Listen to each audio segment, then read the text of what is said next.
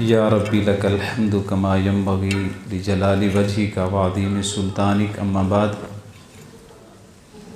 الصلاۃ والسلام علی نبینا محمد صلی اللہ علیہ وآلہ وسلم۔ تمام تعریفات خالق کائنات مالک ارض و سما کے لیے،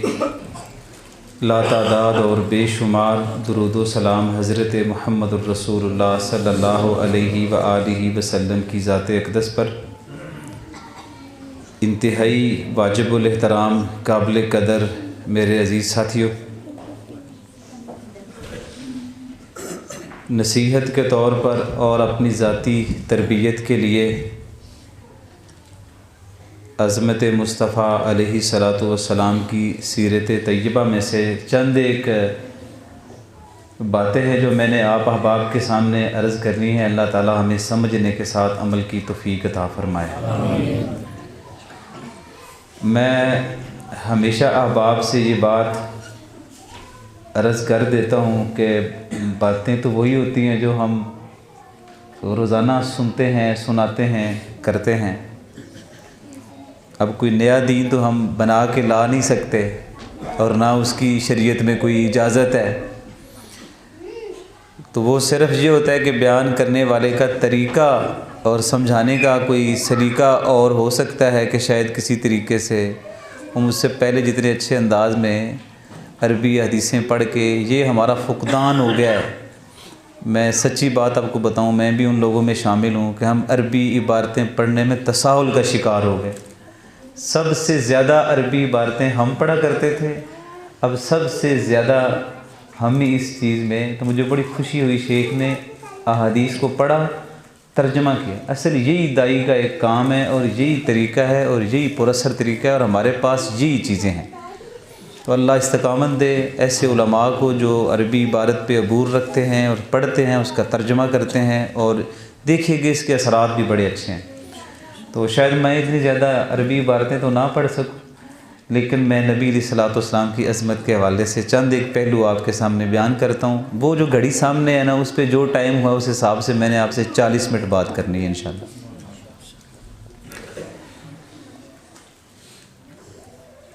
صحیح بخاری میں ہے کہ نبی علیہ الصلوۃ والسلام نے ایک دن، اور بلکہ صحیح مسلم میں ہے،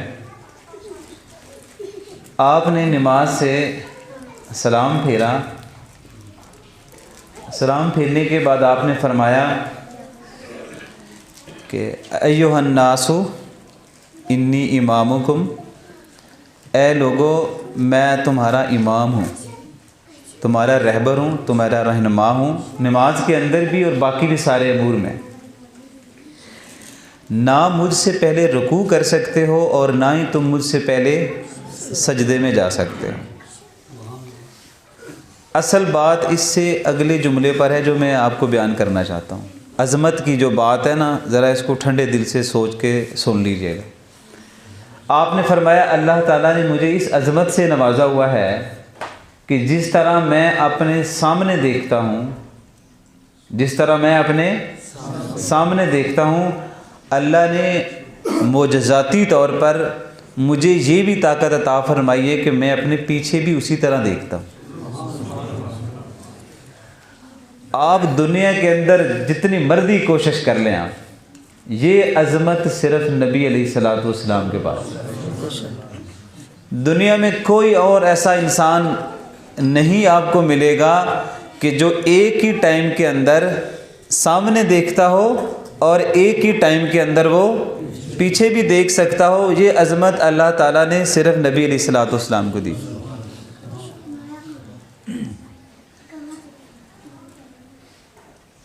اور ایک ایسی عظمت جو باقی انبیاء کو اللہ تعالیٰ نے نہیں دی، وہ یہ بھی تھی کہ آپ نے فرمایا مجھے اللہ تعالیٰ نے، یہ بھی میری عظمت کا حصہ ہے کہ پوری کی پوری سرزمین کو اللہ تعالیٰ نے میرے لیے ایک مسجد کا مقام دیا ہے۔ میں جہاں چاہوں نماز پڑھ لوں، مجھے اجازت ہے۔ اس سے پہلے ساری امتوں میں خاص ایریا ہوتا تھا نماز کے لیے، آپ جدھر بھی ہیں آپ نے نماز کی ادائیگی وہاں جا کے کرنی ہے، آپ ہر جگہ نہیں کر سکتے۔ آپ حیران ہوں گے کہ اب مسلمان سفر میں جہاں کہیں بھی ہیں، جہاں ان کو زمین دستیاب ہے، وہ وہاں پہ نماز پڑھ لیں، ان کی نماز قبول ہو جائے گی۔ یہ بھی عظمت حضور کی وجہ سے ہے۔ اور اس سے بڑی عظمت کیا ہے کہ آپ فرما رہے ہیں کہ جس انسان نے مجھے ایک بار ایمان اور عقیدے کے ساتھ اگر ایک بار میری زیارت کر لی، اس کی عظمت یہ ہے کہ اللہ تعالیٰ اس پہ جہنم کی آگ کو حرام قرار دیتا ہے۔ یہی کافی تھا ہمارے لیے، لیکن آپ علیہ الصلوۃ والسلام نے فرمایا جس نے مجھے دیکھا، یعنی صحابی ہوا، اور جس نے مجھے دیکھنے والے کو بھی اگر ایمان کی حالت میں دیکھ لیا تو یہ عظمت اس سے بھی بڑی ہوگی کہ اللہ تعالیٰ اس پر بھی جہنم کی آگ حرام کر دے۔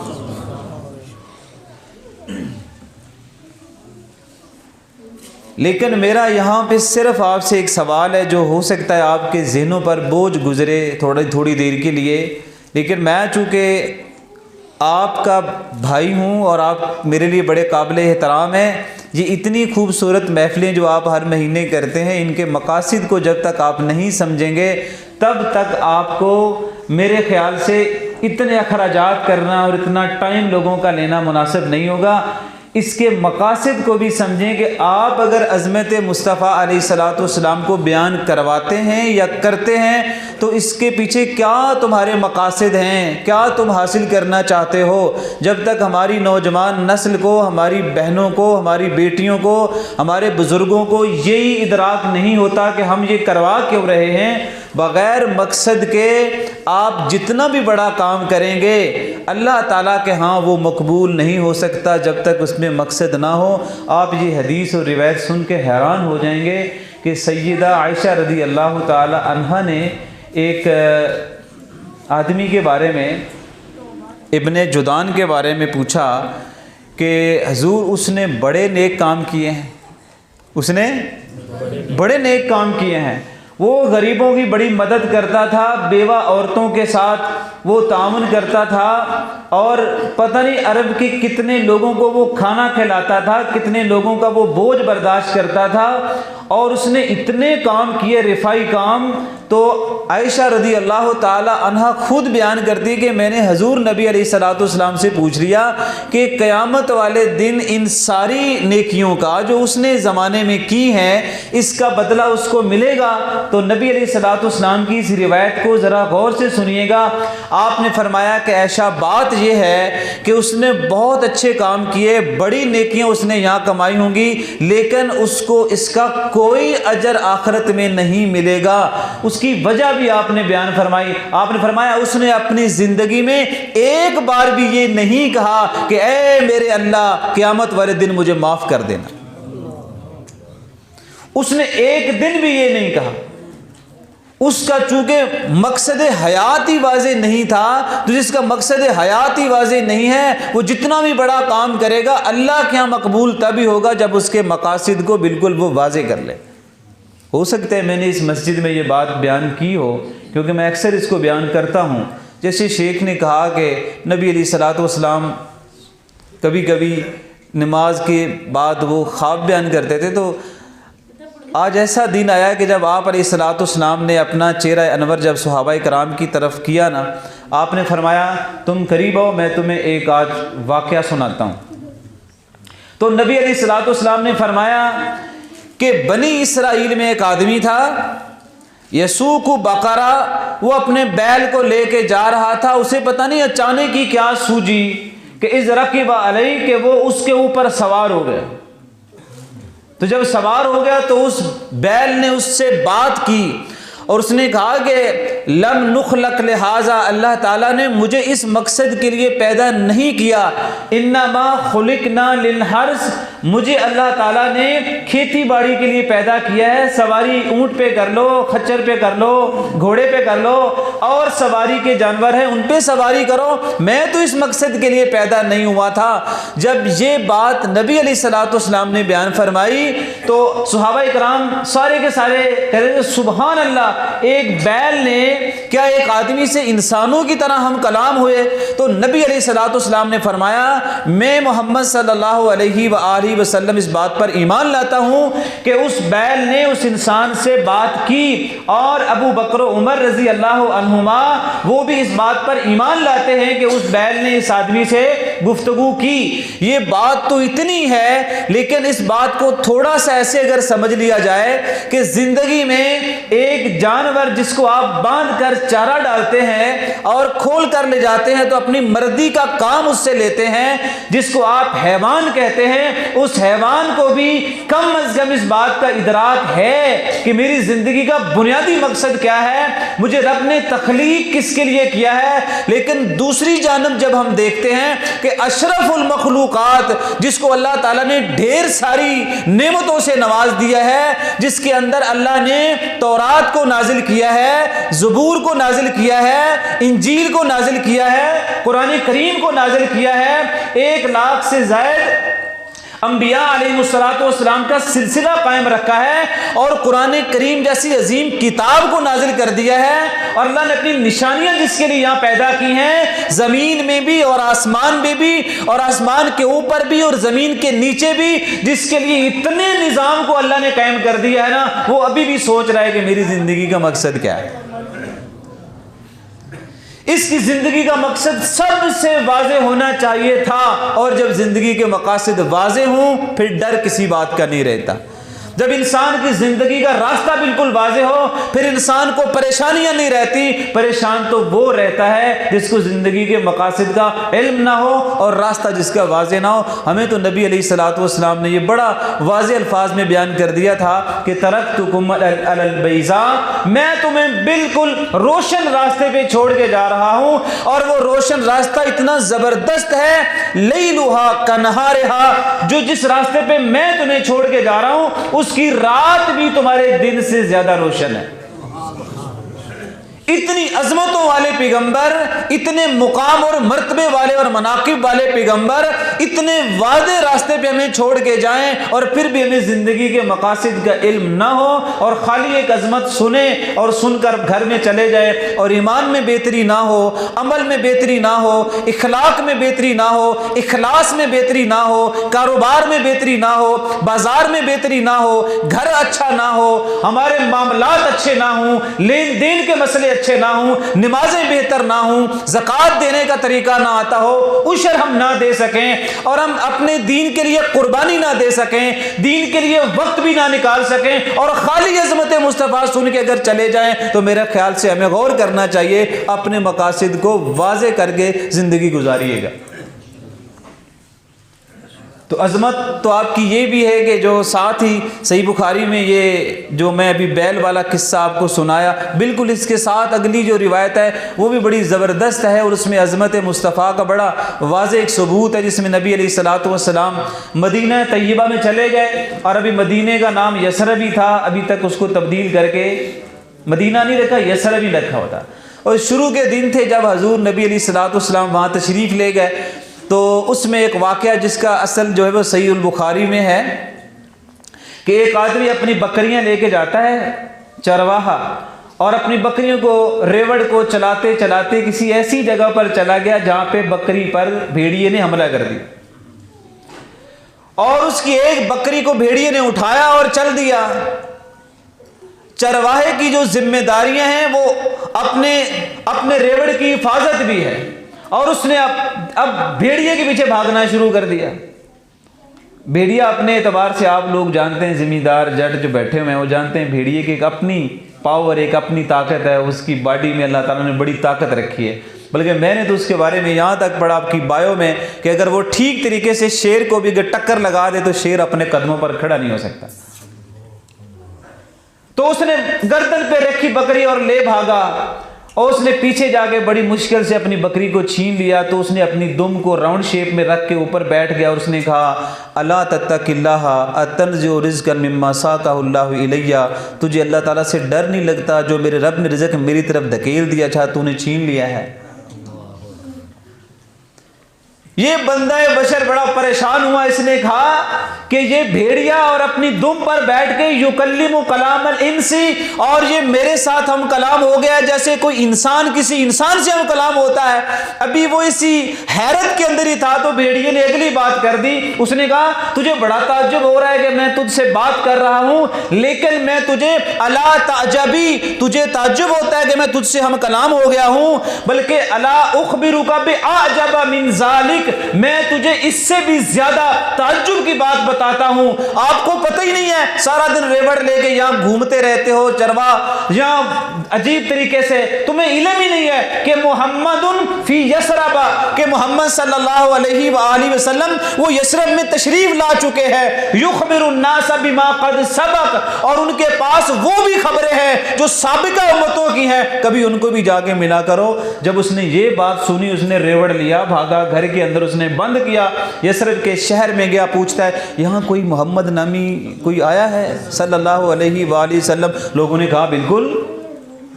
کوئی تازے ہجرت کر کے مکہ چھوڑ کے مدینے یثرب میں آ گئے۔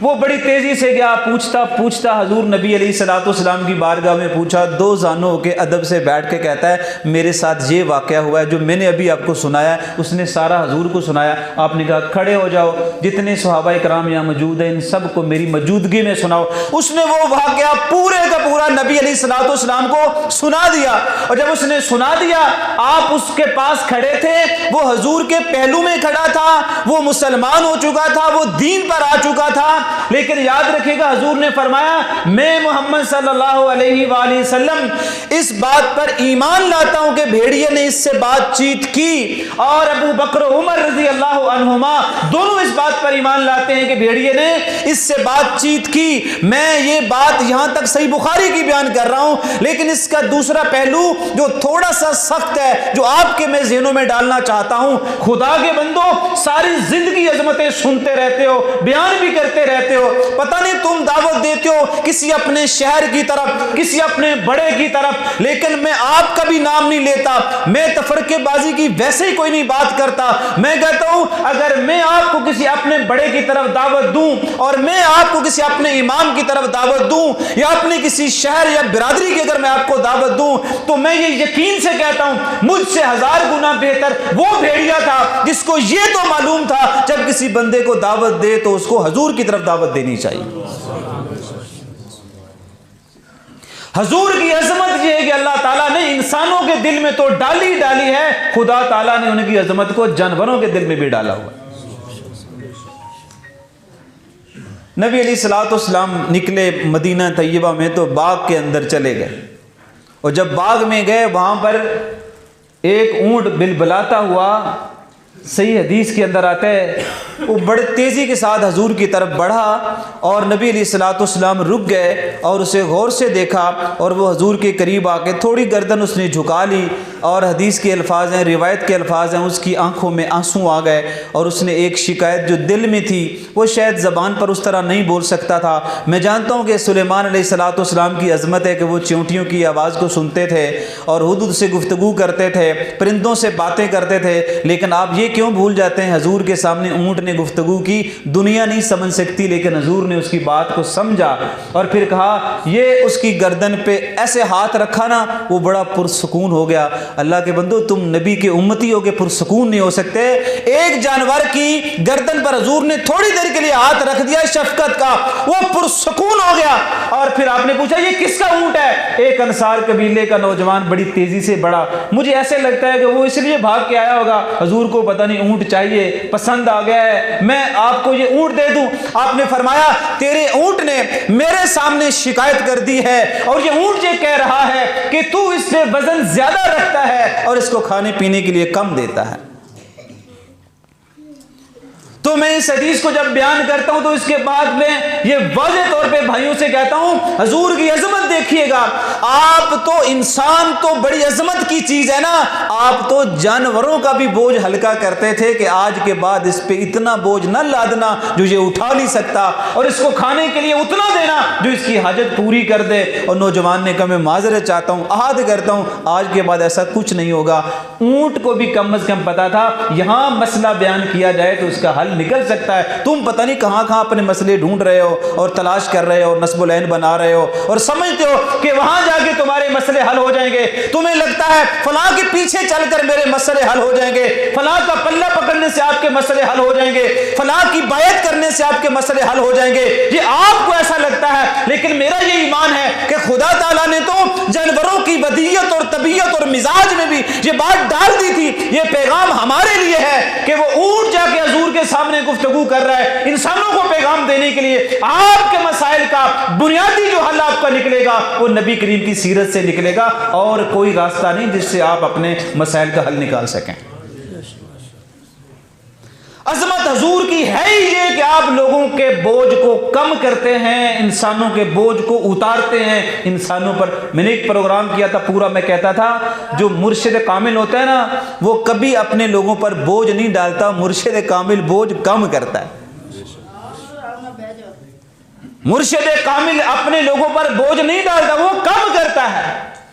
وہ لوگوں کے غم کے اندر شریک ہوتا ہے, سکھوں میں بھی شریک ہوتا ہے, دکھوں میں بھی شریک ہوتا ہے. حضرت جابر رضی اللہ تعالیٰ عنہ کہتے ہیں کہ میں بیٹھا ہوا تھا,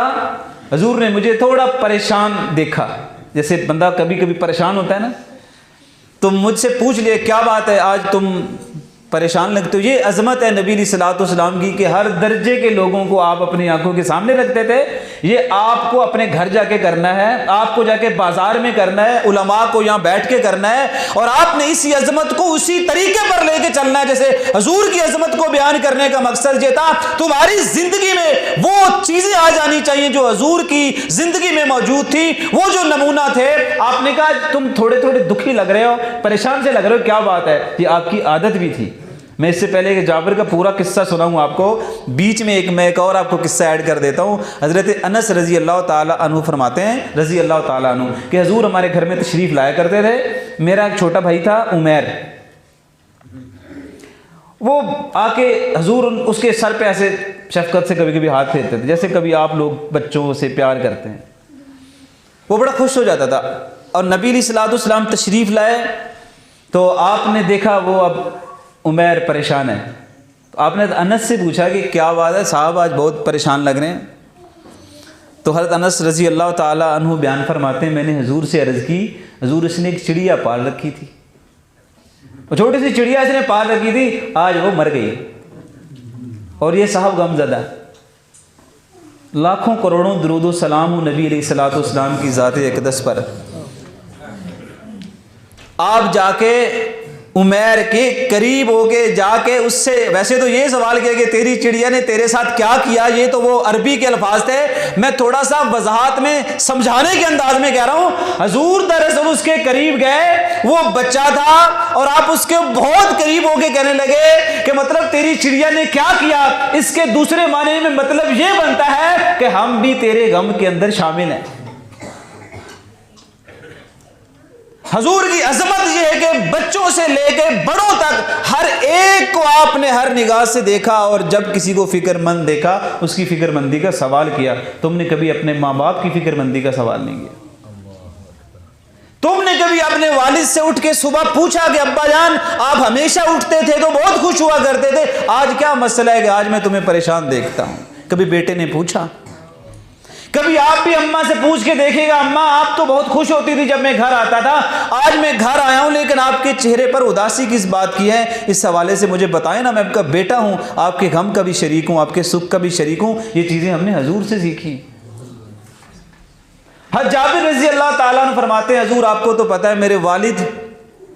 جنگ احد میں شہید ہو گئے تھے, میری 9 بہنیں ہیں,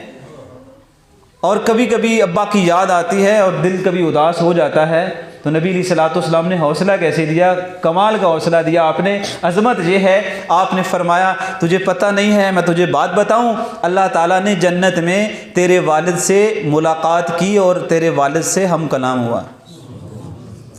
اور تیرے والد سے پوچھا کہ تم کیا چاہتے ہو؟ تیرے والد نے یہ کہا کہ یا اللہ میں تیری عبادت کا حق اس طرح سے ادا نہیں کر پایا جس طریقے پر مجھے تیری عبادت کا حق ادا کرنا چاہیے تھا، اگر ہو سکے تو مجھے دوبارہ بھیج دے تاکہ پھر سے شہید ہو کے تیری جنت میں آ جاؤں، لیکن اب یہ معاملہ چونکہ ختم ہو چکا ہے، لیکن میرے رب نے تیرے باپ سے ہم کلام ہو کے بات کی۔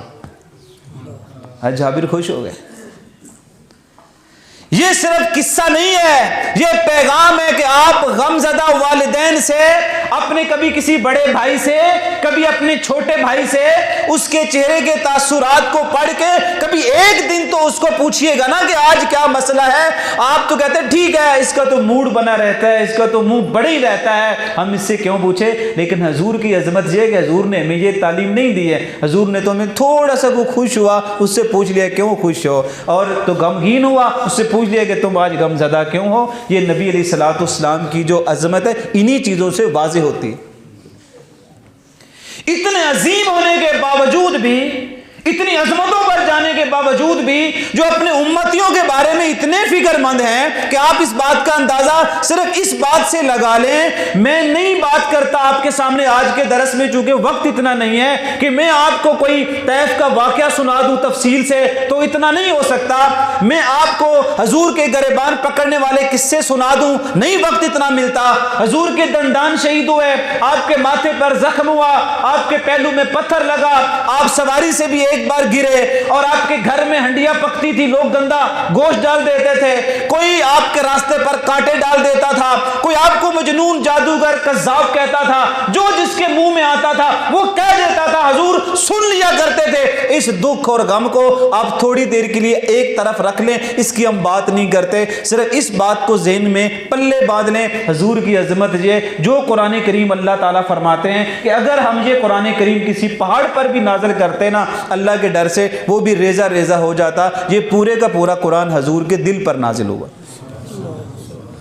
ان امتیوں کے لیے، ان لوگوں کے لیے، آپ لوگوں کے لیے، میرے اور آپ کے لیے، میری ماں اور بہنوں کے لیے، میری بیٹیوں اور میرے بیٹوں کے لیے، اور میرے ان لوگوں کے واسطے حضور نے وہ 23 سالہ زندگی میں سارے وحی کا نزول آپ کے دل پہ ہوا۔ صحابہ کرام رضوان اللہ اجمعین کے بہت سارے ایسے واقعات آپ کو مل جائیں گے سیرت النبی صلی اللہ علیہ وآلہ وسلم میں کہ جس میں آپ کو ملے گا، ایک صحابی کہتے ہیں میرا ران حضور کے ران کے نیچے آ گیا تھا، وہی شروع ہو گئی اور میرا ران ایسے دبنے لگا، میں پہلے تو سعادت سمجھتا رہا کہ میرا ران حضور کے ران کے نیچے ہے، اور یار اس سے بڑی عظمت اور ہو بھی کیا سکتی ہے کہ حضور کے بدن سے کسی کا بدن لگا ہوا ہے۔ کہتے پھر دباؤ اتنا بڑھنے لگا، میں نے سوچا تیرا آج ران ٹوٹ جائے گا، پھر میں نے کوشش کی کسی طریقے سے نکال لوں، کہتا اتنا وحی کا دباؤ تھا کہ میں ران اپنا نکال نہیں سکا۔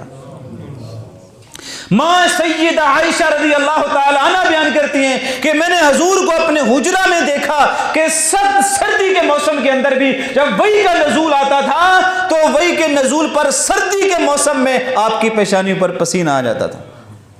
آدھی رات کو میرے گھر میں ایک عورت نے، خولہ نامی عورت نے میرے گھر کے دروازے پہ دستک دی، جو کہ صحیح البخاری کی کتاب التفسیر میں ہے۔ اس نے آگے نبی علیہ الصلوۃ والسلام سے کوئی سوال پوچھنا تھا، میں نے معذرت کر لی، میں نے کہا حضور آرام فرما رہے ہیں، تم صبح آ جانا۔ اس نے کہا صبح بڑی دھور ہے، میں تو ابھی مسئلہ پوچھنا ہے۔ تو اتنے میں حضور کے کانوں میں اس کی آواز پڑی، حضور اٹھ کے بیٹھ کے کہا اس کو بلاؤ، کیا مسئلہ ہے؟ اس عورت نے کہا دیکھو میں جوانی کی عمر میں میرے شوہر نے مجھ سے فائدہ اٹھایا اور اپنی زندگی کو انجوائے کرتا رہا، اب میں بوڑھی ہو گئی، نہ میرا باپ نہ میرا بھائی، نہ کہیں میں جا سکتی ہوں، اور میرے شوہر نے مجھے ماں کہہ کے گھر سے، ہمارا طریقہ یہ کہ اب میں اس کے گھر میں رہ نہیں سکتی، حضور آپ بتائیے اس مسئلے کے بارے میں کہ یہ کیا ہے، میں کیا کروں، اب میرے لیے کیا حکم آتا ہے؟ حضور فرماتے ہیں اصل بات یہ ہے کہ خولہ ابھی تک اس معاملے میں اللہ تعالیٰ نے مجھے کوئی وحی نازل نہیں فرمائی، جب وحی آ جائے گی تو میں بتا دوں گا۔ اس نے کہا حضور وہی آئے گی پھر آپ مجھے بتائیں گے، میرا غم کا مداوا تو اس رات ہی چاہیے مجھے۔ سیدہ عائشہ اسے بار بار تلقین کر رہی ہیں ادب سے کہ بہن دیکھ لو پھر کسی ٹائم پہ آ جانا، حضور فرما رہے ہیں نا کہ بھئی ابھی نازل نہیں ہوئی۔ تو حیرت کی بات یہ ہے، یہ خود ماں عائشہ رضی اللہ تعالی عنہا بیان کرتی ہیں کہ مجھے نہیں معلوم، میرے ان دو کانوں نے کوئی نہیں سنا کہ میرے اس حجرے میں اس نے کیا بات کی ہے، لیکن میں نے تو حضور کے چہرے کو جب دیکھا کہ آپ کے چہرے پر پسینہ ہے، میں سمجھ گئی جبریل آ گئے ہیں۔ پھر تھوڑی دیر بعد وہی جب ختم ہوئی، آپ نے کہا خولا بیٹھو، ابھی تیرے رب نے تیرے مسئلے کا حل بھیج دیا ہے۔ جبریل آیا تھا، وہ کہہ رہے قد سمع اللہ قول التی تجادلک فی زوجها وتشتکی الی اللہ۔ اس کا ترجمہ یہ ہے، اللہ فرما رہے ہیں تحقیق سن لی ہے اللہ تعالیٰ نے گفتگو اس عورت کی جو اپنے شوہر کے بارے میں آپ سے جھگڑا کر رہی تھی، مجھے ابھی مسئلہ چاہیے۔ آپ نے فرمایا ابھی میرے پر اس کا حل نہیں ہے، تو تشتکی الی اللہ، اس نے آپ کے حجرے میں کھڑے ہو کے اللہ کے سامنے شکایت کر دی۔ جبریل کو آدھی رات بھی آ کے نبی علیہ الصلوۃ والسلام کے آرام کے اندر، اگر آج تمہیں رات کوئی 12 بجے کال کرے، اگر آپ کا سگا بھائی کیوں نہ ہو، شاید آپ اٹھائیں کہ نہ اٹھائیں، ہو سکتا ہے آپ غصہ کریں، رات سونے نہیں دیتا۔ حضور جن کو آرام کرنا چاہیے تھا، حضور جن کی عظمت بڑی ہے، وہ آدھی رات کے اندر بھی ایک امتی ایک عورت کے لیے، آج عورتیں کہتی ہیں اسلام ہمیں حق نہیں دیتا، خدا کے بندوں کبھی کبھی شرم آتی ہے بات کرتے ہوئے۔ آج کوئی عورت کھڑے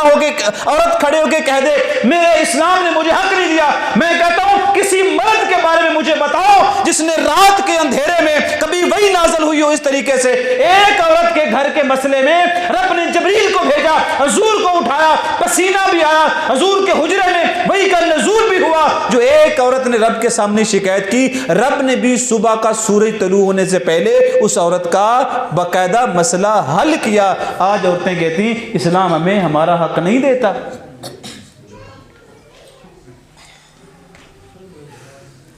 نبی علیہ الصلوۃ والسلام کی میں بات کر رہا ہوں کہ صرف وہی کے نازل ہونے کا جو بوجھ زندگی میں برداشت کیا نا، آپ اس کا بھی کبھی توازن کر لینا، آپ کو پتہ چل جائے گا۔ حضرت عباس فرماتے ہیں جب وہی نازل ہوتی تھی آپ کے لب کپ کپاتے تھے۔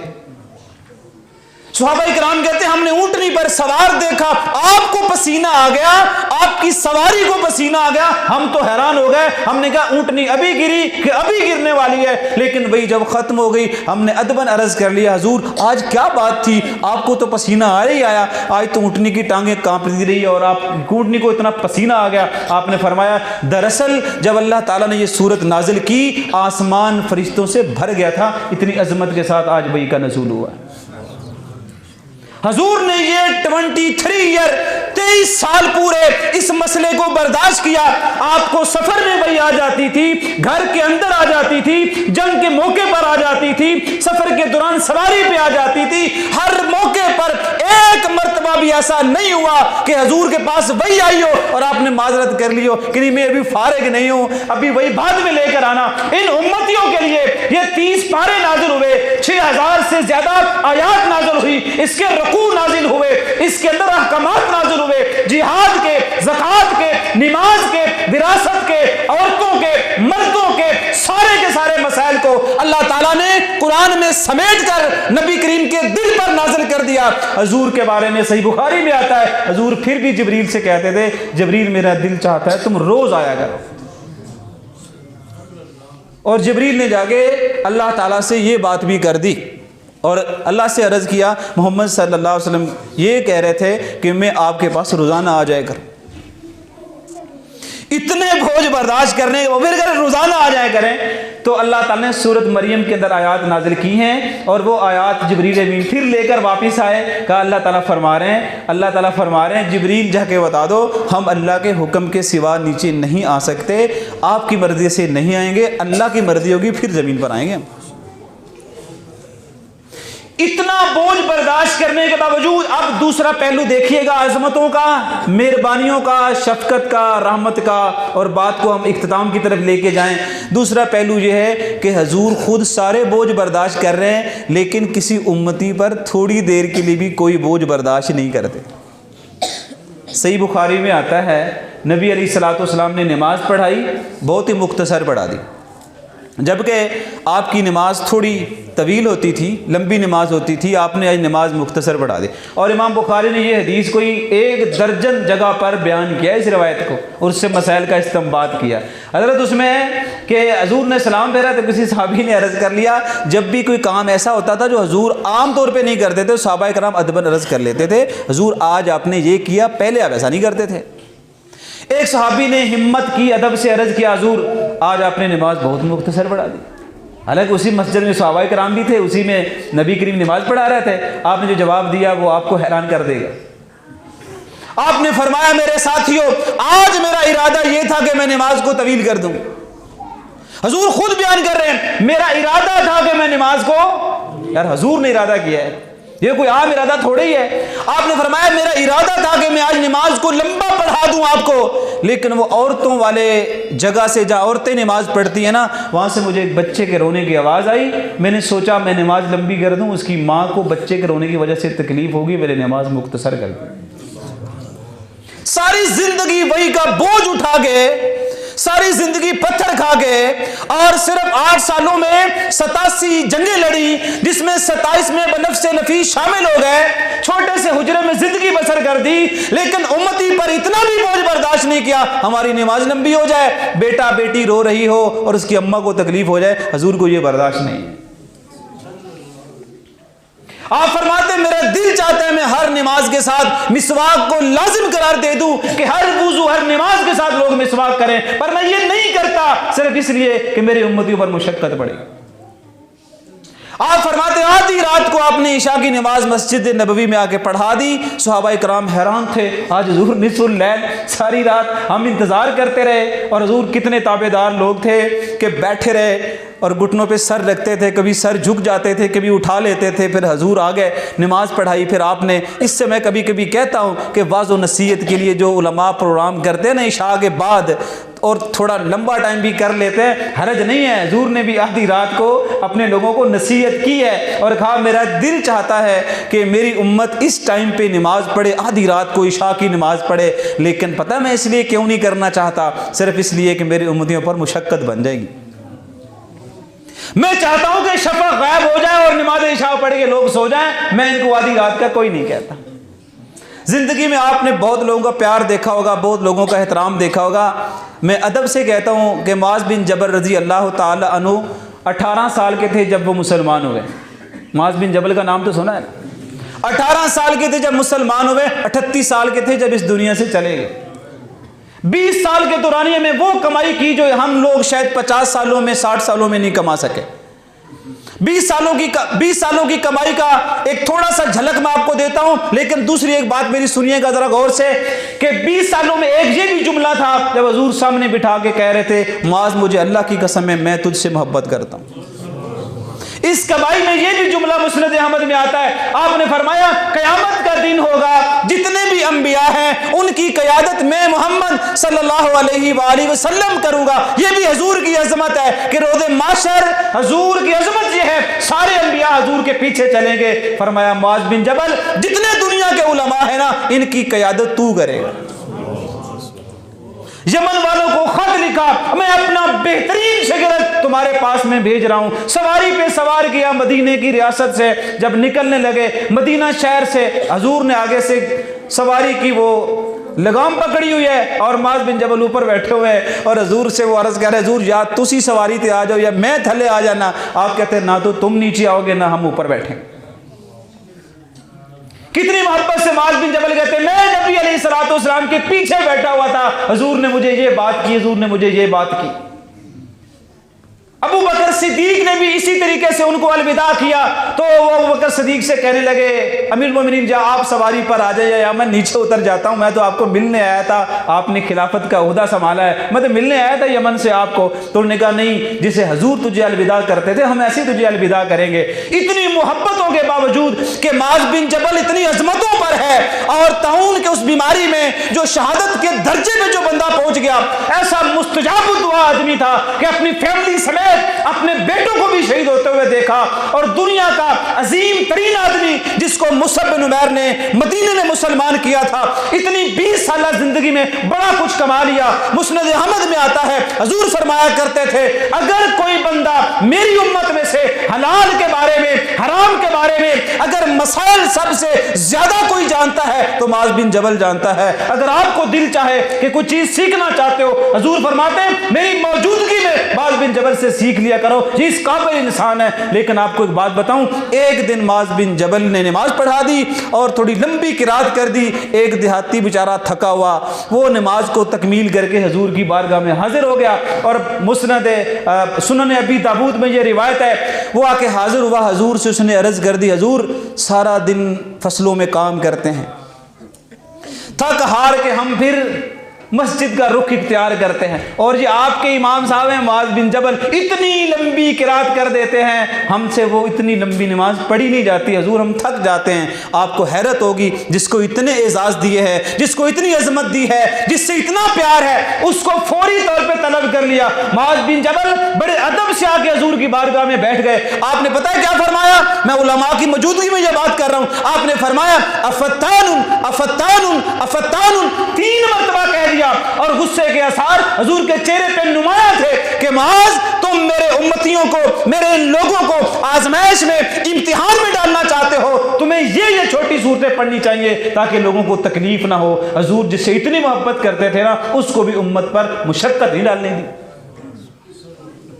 سینکڑوں پتھر کھا کے، سر زخمی کر کے، مور نبوت زخمی کر کے، طائف کے موقع پر بیٹھنے والے نے اہل طائف کے لیے کہا تھا یا اللہ ان کو ہدایت دے دے، یہ مجھے جانتے نہیں ہیں، لیکن حضور نے کبھی بد دعا اس طریقے سے نہیں کی، لیکن آپ نے یہ بد دعا ضرور کی یا اللہ جو میرے امتیوں پر مشقت ڈالے تو اس پہ مشقت ڈال۔ اتنی عظمتوں والے پیغمبر ہیں کہ تمہارے لیے سارے درد برداشت کرتے ہیں، اللہ کی شکر گزاری میں ان کے پاؤں سوج جاتے ہیں۔ سیدہ عائشہ رضی اللہ تعالیٰ عنہ، میں نے ایسے ہاتھ ایک دن میں نے پھیر لیا اور میں حیران ہو گئی، حضور مصلی پر ہیں، تورمت قدماہ، آپ کے دونوں قدم سوج گئے ہوئے ہیں، اور میں نے اگلی صبح آپ سے عرض کر لیا حضور آپ پر تو کوئی گناہ بھی نہیں ہے، اتنا لمبا قیام کرتے ہیں، دونوں قدم سوج گئے۔ کہتے عائشہ تیرا دل نہیں چاہتا کہ میں اللہ کا شکر گزار بندہ بنوں؟ حضور کی عظمت کا بنیادی مقصد یہ کہ تمہاری زندگی میں وہ تبدیلی آنی چاہیے جو حضور چاہتے تھے، تمہارے رویوں میں وہ تبدیلی آنی چاہیے جو حضور نبی علیہ الصلوۃ والسلام نے اپنے لوگوں کو تربیہ کی ہے، تزکیہ کیا ہے، ان کی روحانی تربیت کی ہے، ان کے ادب اور اخلاق میں بہتری لائی ہے۔ علی کرم اللہ وجہہ کا ایک جملہ ہے جو مجھے یاد آتا ہے، کہتے ہم جب مدینے میں تھے، بڑے عرصے کے بعد ہم جب مکے گئے، امیر حمزہ رضی اللہ تعالیٰ شہید ہو گئے تھے، ان کی ایک بیٹی وہاں مکہ میں رہتی تھی۔ کہتے میں حیران ہو گیا تھا کہ وہ بیٹی کے بارے میں ہر ایک چاہ رہا تھا کہ یہ بیٹی مجھے مل جائے، میں اس کی پرورش کر لوں، یہ بیٹی مجھے دے دیں، میں اس کی پرورش کر لوں۔ کہتے میں حیران تھا، یہ وہ لوگ ہیں جو زندہ بیٹیاں درگور کرتے تھے، آج کسی کی بیٹی کو پالنا کتنا فخر سمجھتے ہیں۔ اتنی تبدیلی حضور نے ان کی طبیعت میں لا کے کھڑی کی۔ جیسے صحابہ اکرام نے حضور کی عظمت کو قبول کیا اور دل میں اتنا قبول کر لیا کہ آپ جعفر طیار کا یہ جملہ آپ کو زندگی میں نہیں بھولنا چاہیے، جب وہ حبشہ کی ہجرت پہ نکل گئے تھے اور بادشاہ کے دربار میں بالکل سامنے سے داخل ہوئے، آپ اندازہ کریں یوں بادشاہ بیٹھا ہوا ہے، اسمہ نجاشی ادھر بھی اس کے چاہنے والے، ادھر بھی چاہنے والے، پیچھے فوج کے دستے، فرنٹ پہ جگہ خالی، ادھر سفیر بیٹھے ہوئے ہیں مکے سے آئے ہوئے ہیں جو چگلیاں اٹھا رہے ہیں مسلمانوں کی، اور سامنے سے یہ 80 لوگ سفید کپڑے اور سفر سے آئے ہوئے سامنے آ کے کھڑے ہوئے۔ تو بادشاہ نے ان سے پوچھا تمہیں بادشاہ کے دربار میں آنے کا کوئی طریقہ نہیں آتا؟ تو انہوں نے سمجھا پتہ نہیں ہم نے کیا غلطی کر دی ہے۔ کان تو بھرے تھے انہوں نے جو ساتھ بیٹھے ہوئے تھے کہ دیکھو آپ کی عظمت کو قبول ہی نہیں کرتے، یہ آپ کو جھکا ہی نہیں ہے۔ تو نے کہا تم جب اپنے بادشاہ کے پاس جاتے ہو تو کوئی جھکتا نہیں تم میں سے؟ اس جملے پر غور کیجیے، ابھی میں بول رہا ہوں۔ تو جعفر رضی اللہ تعالیٰ نے کہا تھا یا مالکو، اے بادشاہ، ان قوما جاہلیتا، ہم تو وہ قوم قوم تھے, ہم سے بڑا جاہل ہی کوئی نہیں تھا. ہم سے پوچھ رہے ہو کہ ہمیں جھکنا نہیں آتا, ہم تو اپنے ہاتھوں سے پتھر بنا کے ان کو جھک جاتے تھے. ہم تو 300 سے زائد بتوں کے سامنے جھکنے والے لوگ تھے. ہم تو درختوں کو کیا, سورج کو کیا, چاند کو کیا, ستاروں کو کیا, سیاروں کو کیا, ہم نے تو ہر چیز کو سجدے کیے, ہمیں تو جھکنا آتا ہے. بس پھر پتہ ہے کیا ہوا, ہمارے بیچ میں حضور آ گئے, انہوں نے آ کے کہا مخلوق کے سامنے کوئی نہیں جھکتا, اللہ کے سامنے جھکتے ہیں. پھر اس کے بعد بادشاہ, ہم کسی کے سامنے کوئی نہیں جھکتے. اب ہماری تربیت ہو گئی ہے, اب ہم بہادر ہو گئے, اب ہم کوئی نہیں ڈرتے. تو ہمیں یہاں سے نکال دے گا, اس سے کیا فرق پڑے گا, رب کی زمین وسیع ہے. لیکن اس نے کہا نہیں نہیں, تم جاتے کدھر ہو, مجھے بتاؤ تمہارے نبی نے میرے پاس ہی تمہیں کیوں بھیجا ہے. کتنی پیاری بات کی جعفر نے کہا, اس لیے بھیجا ہے کہ تم ہمارے بارے میں کچھ نرمی کرو. یار حضور کو ادھر فکر ہے کہ میں وہاں ساتھیوں کو بھیجوں جہاں ان کے ساتھ نرمی ہو جائے, جہاں ان کے ساتھ کوئی شفقت کر لے. نہ حضور کبھی ان سے ملے, نہ کبھی حضور نے ان سے ملاقات کی, لیکن پھر بھی ذہن میں یہ تھا. اور جعفر تیار خود یہ کہہ رہے ہیں ہمیں حضور نے یہ اس لیے بھیجا کہ تو ہم پہ ذرا نرمی کرے گا. اس نے کہا اگر اس نے یہ کہا تو کوئی وجہ ہوگی. پھر مکالمہ ہوا, پھر نرمی یہاں تک پہنچ گئی کہ اس نے وہ جو کافر مشرکین مکہ آئے تھے ان سے کہا تواڈے کول سونے کا پہاڑ ہے. تو حیران ہو گیا, انہوں نے کہا ساڈے کول پہاڑ تو نہیں ہے ہمارے پاس. تو پھر اس بادشاہ نے کہا اگر تمہارے پاس ہوتا, کاش تمہاری بھی قدر ایسی ہو جائے. کہا اگر تمہارے پاس سونے کا پہاڑ ہوتا اور تم مجھے کہتے کہ نجاشی یہ پہاڑ سونے کا لے لے, ان میں سے ایک بندہ ہمارے حوالے کر دے, میں پہاڑ ٹھکرا دیتا, یہ تمہیں نہ دیتا. حضور کی عظمت یہ ہے کہ جو حضور سے جڑ گیا وہ عظیم ہو گیا ہے. حضور سے جڑا ایک لمحے کے لیے بھی کوئی ہوگا نا, اگر اس میں تھوڑی سی بھی انسانیت رہی ہوگی نا تو وہ انسان بنے گا. وہ جھوٹا نہیں ہو سکتا, وہ جھوٹ کیسے بول سکتا ہے. سو اللہ کے نبی کی عظمت کو سننے سے پہلے اور سننے کے بعد یہ عزم ضرور کرو. آج جب تم گھر میں جاؤ نا تو تمہارے گھر میں تمہارے والد کو تمہارے رویے میں تبدیلی واضح نظر آنی چاہیے. تمہاری بوڑھی اماں کو یہ بات سمجھ میں آنی چاہیے, میرا بیٹا اور میری بیٹی جیسے اب میری عزت کر رہی ہے نا, ایسا شاید پہلے نہیں ہوتا تھا. اگر یہ نہیں نہ کر سکتے نہ کروایا کرو جلسے, اس کا کوئی زیادہ فائدہ آپ کو پھر اس طرح نہیں ہوگا. بغیر مقصد کے کوئی کام کرنے کی ضرورت نہیں ہے. اگر مقصد سے اس سے چھوٹا بھی کام کرو گے نا, خدا اس پہ تمہیں وہ اجر دے گا جو تم سوچ بھی نہیں سکتے. اللہ تعالیٰ آپ کا اور میرا حامی ناصر ہو. وہ مجھے کہتے ہیں پھر کہ گونگی ہو گئی آج کچھ زبان کہتے کہتے, گونگی ہو گئی آج کچھ زبان کہتے کہتے, میں ہچکچا گیا خود کو مسلمان کہتے کہتے. یہ بات نہیں کہ مجھے رب پر یقین نہیں, یہ بات نہیں کہ مجھے رب پر یقین نہیں, بس میں ڈر گیا خود کو صاحب ایمان کہتے کہتے. مجھے فرصت نہ ملی ایک نماز کی, مجھے فرصت نہ ملی ایک نماز کی. کئی بار چپ ہوا مؤذن آذان کہتے کہتے. کہتے ایک کافر نے جو پوچھا مجھ سے یہ مہینہ کیا ہے, ایک کافر نے جو پوچھا مجھ سے یہ مہینہ کیا ہے, شرم کے مارے پانی ہاتھ سے گر گیا رمضان کہتے کہتے. میری الماری میں گرد سے اٹی کتاب کا جو پوچھا اس نے, میری الماری میں گرد سے اٹی کتاب کا جو پوچھا اس نے, میں گر گیا زمین میں قرآن کہتے کہتے. یہ بات سن کر اس نے چپ سادھ لی اقبال, یہ بات سن کر اس نے چپ سادھ لی اقبال. مجھے یوں لگا جیسے وہ رک گیا مجھے حیوان کہتے کہتے. پھر ایک حیوان کی زندگی میں اور تیری زندگی میں کیا فرق ہے. اللہ تعالیٰ آپ کو اور میرا حامی ناصر ہو. جزاکم اللہ خیر, بارک اللہ فیکم, السلام علیکم. یا ربی لک الحمد کما ینبغی لجلال وجهک وعظیم سلطانک, اما بعد, والصلاۃ والسلام علی نبینا محمد صلی اللہ علیہ وآلہ وسلم. اے میرے رحمان ہم سب کے گناہ کبیرہ صغیرہ معاف فرما, نیک اور صالح عمل کرنے کی توفیق عطا فرما.